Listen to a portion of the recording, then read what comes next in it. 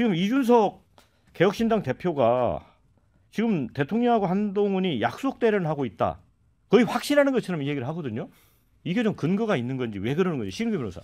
저는 이준석 대표가 언론의 주목을 많이 받기 때문에 말 한마디 할 때 좀 무게감을 갖고 해야 되는데 이것도 어제 딱 사안이 발생했을 때 약속 대련이라고 하는 기획설, 음모론을 갖다가 먼저 불을 지피거든요.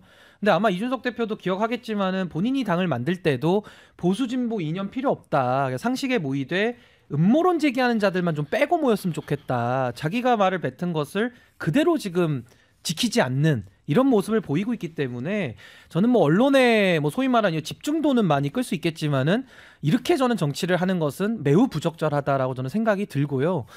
지금 이 사안에 대해서 저는 본질은 뻔한 거 아닙니까? 윤석열 대통령이 항상 경로를 많이 해오셨던 분이에요. 근데 이번에도 김경률 비대위원 그리고 한동훈 위원장이 김건희 여사의 명품백까지 이제 지적을 하다 보니까 그분의 성정상 넘어갈 수가 없었겠죠. 그래가지고 아까 뭐 설조한 변호사님은 뭐 이제 사과해야 되는 얘기 하시지만 이분 사과할 거라고 아무도 기대를 또 안 하거든요. 그러니까 저는 김건희 여사라고 하는 권력의 사유화, 그러니까 권력의 사유화에 영린을 건들다 보니까 여기에 대해서 지금 모순과 충돌이 내부적으로 심하게 발생하고 있는 것인데 여기에 대해서 이준석 대표가 약속 대련이라고 기획설과 음모론에 불을 지핀 것은 저는 그 행태도 잘못됐지만은 그걸 통해 가지고 소위 말하는 반윤의 에너지를 본인이 흡수하겠다. 보수 내부에서 그런 정략적 의도가 깔린 발언이기 때문에 만약에 이준석 대표가 기획설과 음모론을 제기한 거에 대해서는 저는 국민 앞에 이거 사과해야 된다라고 생각이 들고요. 오늘 이준석 대표의 발언을 보니까 또 한동훈 위원장이 뭐 주랭랑하는 게 답이다 또 이런 입장을 내더라고요. 그럼 약속 대련이 아닌 거잖아요. 그러니까 좀 입장을 여러 개를 지금 나열식으로 하고 있는데 이렇게 정치를 하는 것은 전혀 새롭지 않다. 저는 그런 말씀을 드리고 싶습니다. 근데 홍준표 대구시장도 페이스북에 글 쓴 거 보면 그 한동훈 비대위원장이 이제 내 임기는 총선 이후까지다 이렇게 한 거에 대해서 그 임기가 어디냐, 그러니까 나가라는 식의 어떤 표현을 했잖아요. 이것도 역시 정치적인 뭐가 좀 있는 거죠. 예, 한동훈 위원장, 네. 아니, 그 홍준표 시장도 본인이 보수해서 한동훈 위원장이 나가야 되니까 같은 맥락에서 지적했다고 봅니다. 이러니 해법 찾기가 더 어려워지는 것 같습니다. 각자 입장에서. 근데 약속 대련이나 뭐 이걸 기획에 의한 충돌로 볼 수는 없을 것 같아요. 그러기에는 제가 이제까지 관찰해온 윤 대통령은 그렇게 막 이렇게 정치적인 센스가 있어서 정교한 시나리오를 짜고 그 시나리오대로 움직일 만한 그러기엔 좀 거칠으세요. 뭐라 하시는 게. 그래서 그럴 것 같지 않고 그러면 연기력도 뭐 그렇게 뛰어나지가 않기 때문에 그 약속 대련은 아닌 것 같고요. 저기 누구죠? 김경률 회계사의 경우는 뭐 아주 자유분방하게 하고 싶은 얘기 할 수 있는 그 시민단체 쪽 영역에서 일하다가 이제 이 비대위원회로 그 조인을 하셨기 때문에 아마 과거 시민단체에서 편하게 말씀하시든 이거저거 재지 않고 하고 싶은 말씀을 이렇게 쏟아내든 그게 아직 이제 그 있어서 그런 것 같은데 아마 이제 그 전체 맥락을 보면 그 마리 앙뚜아네트도 그 시대에 약간 마녀 사냥 그렇죠. 당한 측면도 있다. 근데 중요한 거는 국민 정서, 국민들의 감정선을 건드리면 이게 굉장히 심각하게 안 좋아질 수 있다라는 거를 이야기하려고 이제 마리 앙뚜아네트를 꺼냈는데 딱 당사자 입장에서 딱 떠올리면 엄청 불쾌할 수가 있죠. 그리고 이걸 듣는 윤 대통령 입장에서는 마리 앙뚜아네트의 남편이 또 루이 16세 당시에 국왕이잖아요. 뭐 그런 것까지 포함이 돼서 엄청 불쾌했을 수는 있는데 거기다가 이제 핑계거리가 하나 생긴 거죠.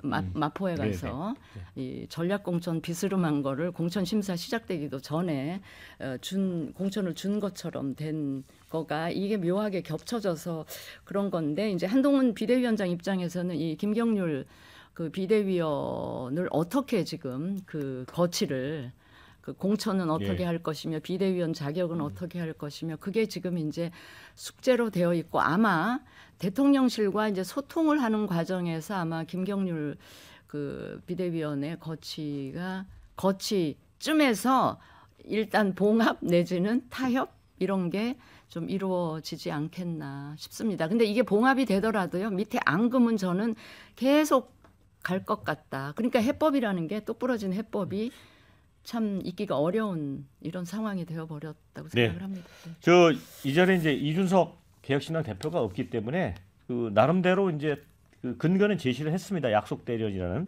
그 중에 하나가 이제 와닿는 건 그거더라고요. 윤석열 대통령하고 한동훈 비대위원장이 친한 사이다 이거죠. 그러면 뭐 혼내거나 싫은 소리 할 일 있으면 텔레그램을 보내거나 전화 통화도 할 수 있는데 굳이 이관섭 실장을 보내서 이렇게 큰 게임을 만들 필요가 있겠느냐라는 그게 좀 깔려 있더라고요. 근데 제가 봤을 때는 이관섭 실장이 뭐 대통령이 명을 받고 갔을 수도 있지만은 저는 어찌 보면 비서실장으로서 어떤 대통령의 어떤 의중을 또 전달하고 갔을 수도 있다고 보이거든요. 자발적일 수도 있다 좀 보여요. 자이든 타이든. 그러니까 이관섭 실장이 가서 얘기를 하고 이렇게 될 줄은 몰랐겠죠. 한동훈 비대위원장에게 그 전에도 이게 처음은 아니었을 거라고 봐요.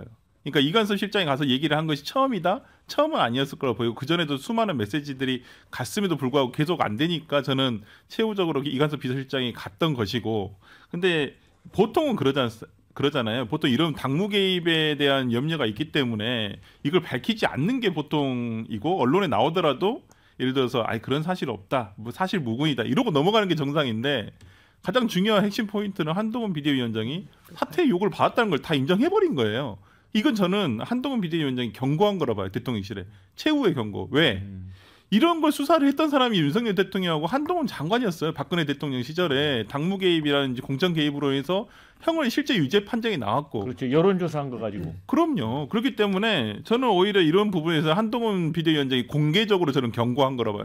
더 이상 나에 대한 어떤 거치 문제라든지 아니면 당에 대해서 이런 문제를 나에게 시시비비를 거는 거에 대해서는 나는 더 이상 용서하지 않겠다. 더 이상 하지 말아라라고 하는 강력한 경고를 보냈다고 생각을 하거든요. 그렇다고 한다면 어찌됐든 간에 저는 약속 대련은 아닌 것 같고요. 제 개인적인 판단은. 그다음에 뭐 이것이 지금 뭐 덮고 갈 수 있는 미봉책이죠. 봉합을 하더라도 미봉책이고 이게 수습이 될 리는 없을 것이고 그렇다고 한다면 뭐 총선을 생각해서 어떻게든 뭐 한동훈 체제로 갈 수밖에 없는 상황이긴 하지만은 어찌됐든 간에 진짜 이 총선 이후에 얼른 권력 지형의 변화는 우리가 불을 보듯 뻔할 것 같다라는 생각이 좀 듭니다. 김영기 의원님, 이제 저는 궁금한 게 그런 거예요. 지금 당내에서도 보면 그 예를 들어 이제 한동훈 수도권 지역 의원을 중심으로는 한동훈 비대위원장한테 힘을 싣고 있잖아요.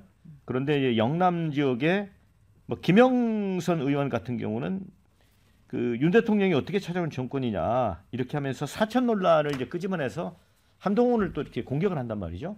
그런데 지금 어제 영남 지역 의원들이 모여가지고 뭘 하기로 했다는데 그거 취소를 했잖아요. 네. 그런 거 보면 이 대통령 입장에서 보면 아까 우리 그 진수 의원님도 말씀하셨지만 이제 이미 내임덕이 시작된 게 아니냐 어찌 보면 한동훈이냐 윤석열이냐 이 과정에서 당내 쏠림이 생길 수도 있는 거 아닙니까? 이제 그렇죠. 지금은 어떻게 보면 현재의 힘과 미래의 힘 간의 충돌로 볼 수도 있거든요. 그랬을 때 현재 대통령 지지율이 낮기 때문에 실제로 근본적으로 보면 이제 그러니까 그 윤 대통령이나 한 비대위원장이나 정치적 경험이 없기 때문에 뿌리가 깊지 않다라는 부분. 그러니까 얼마든지 윤핵관이 이제 윤한관으로 바꿀 수도 있는 그런 부분이 있다. 그리고 또 하나는 삼성간호. 네, 네. 그건 간단한 일이라고 생각하고요. 장재원 왜냐하면 의원이 복귀할 수도 있겠네요. 장재원 의원, 삼성간호. 그다음에 사성간호가 될 거예요. 김기현 원내대표는 그야말로 그 윤 대통령 편이 될 수 있겠습니까? 네. 그런 부분이고 이제 그런 의미에서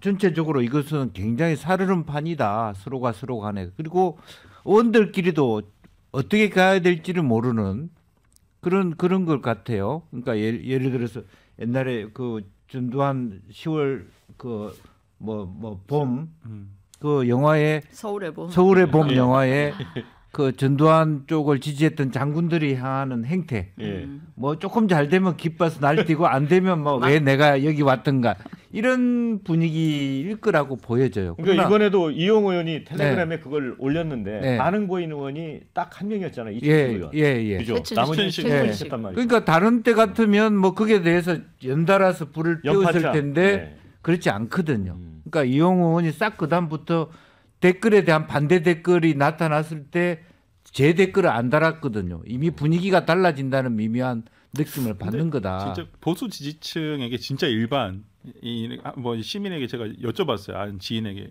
그 대구 출신인데 약간 이 상황을 그렇게도 보더라고요. 그 문통과 문 대통령과 그 윤석열 검찰총장 간의 갈등이 있잖아요.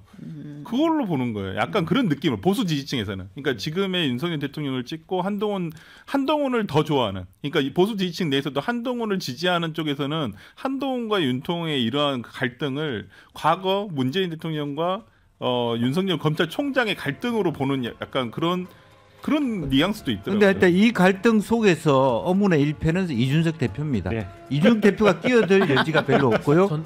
저는 국방의 날에 그 국군의 날에 경례도 못 하셨기 때문에 저 네. 윤석열 대통령이 시나리오를 줘도 실행 능력이 매우 떨어진다. 저는 그렇게 봅니다.